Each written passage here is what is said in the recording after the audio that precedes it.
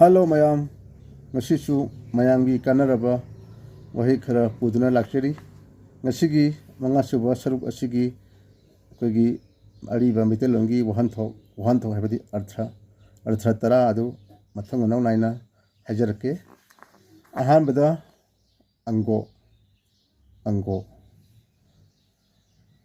ango anisubada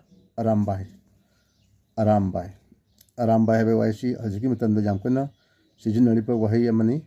masi karino habdo mayam khangbiyo ahumsubada ikhung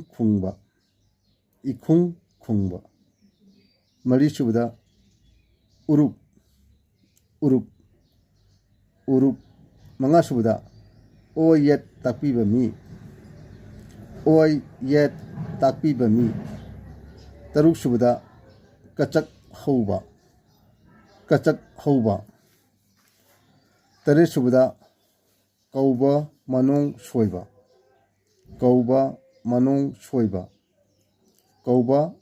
soiba nipan subada khabi mapan subada ngamdamba tara subada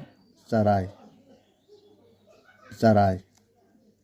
hariba wahi tara asi ngasigi mangasuba saruk asigi manung chaliba aduguma wahi tara ni aduna mangasuba saruk asigi ahanba mathang manaw asi yankhai mathoi suba oidoni yankhai mathoi suba wahi asi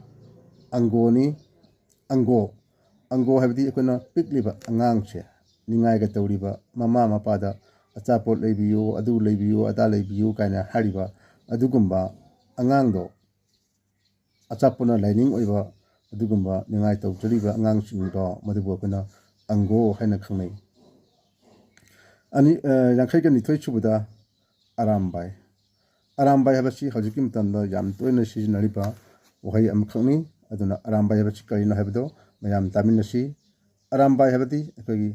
arapata leiba yeknabada funduna adi langduna yeknababu hatnaba maitegi chagon tongba lamina sijina khulai makal amkhane aramba hebase khangiko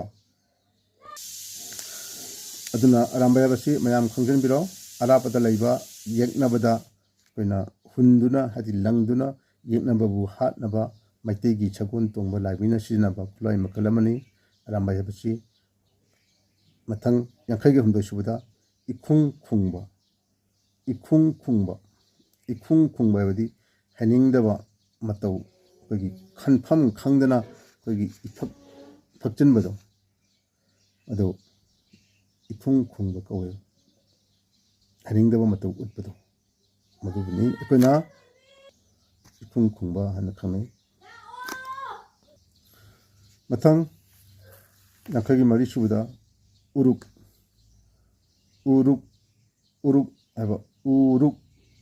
uruk habdi kogi hajiki matamda sizinariba kogi tre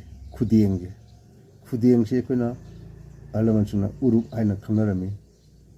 yankhai gi manga subada oyet takpiba mi habdi kogi afafata lamjing biriba mi edo akoina oyet takpiba mi kawe yankhai ga taruk subada kachak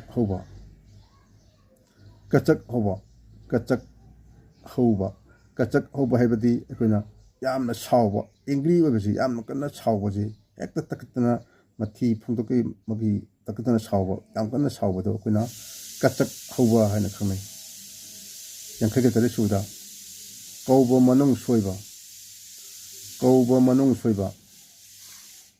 kauba manung soiba habasi atai kalisunate akoina nungan bache ahing tumam uramadagi nungan baji masi kauba manung soiba hana khangnai mathang yankhai gi nipan subada khabi habadi akoina hojiki matamda akoina maibi kaina haina khangnari akogi maitai singna akogi khangnari bache masi akoina maitei na khangnari khabi kawe che maibi habdi खाबी है समझ है मथंग यांखै की मापन सुबदा ngamdamba ngamdamba ngamdamba ngamdamba है अखोगी तुरेदी थौरांग तौबदो करिगुम थबा अमा अखोइना चत्तोरे कोतोरे कायना नत्रगा थबा अमा हौदोरे कायना हौरमदागी अखोइना थौरांग तौबदो मदुबुनी अखोइना ngamdamba हाना खंगनाइजे ngamdamba है थौरांग तौबा है मथंग हुमफु सुबदा चाराय चाराय चाराय जे करी होंदो माले मयाम अतै कृष्णते चाराय जे अखोइना नुंगति की डे टू डे लाइफता सिजनलिपा फकसे तोंगा फक ओइबा याय अदेगी प्लास्टिक की फक ओइबा याय फक अना खंगनालिबा अखोइना फकसे मसी फकसिंग अखोइना चाराय हाना खंगनाय हजिक ngasiगी ओइना मंगा चुबा सरुकी ओइना वही तरा असि अखोइगी मयाम गे फन कुदोन तमजरे वही तरा असि ngasiगी ओइना खंगबिरो मथंग तरपसिंग हेना हेना खंगनाबैदमता अखोइना निखिजरबा मरु अंपांग ख्वाइकिबिना फॉलो तो चंबिरमो फॉलो तो चंबिरतादी अखोइगी मथंग मथंग सीरियन बाय सीरियन मथंग मथंग नायलब तोचरिबा एगी सीरीज असे अदोमदा कमेंटरी लिंक लाकनी अदुग लोइनाना अदोमना अखोइगी अरिबा मैतलोंगी वाइसिंग असे खंगनाबु होनाबदा मतेंग पांगनी हबसी थमजगे अदुना ngasiगी ओनदी अरिबा मैतलोंगी वहानथोक हाबदी अर्थ मंगा सुबा सरुकसे मतंग असाइदा बिसनजरगे मायाम पुनमतगी कायनानाबा याथंग निजरी याइफरे सनालिपाक मणिपुरना।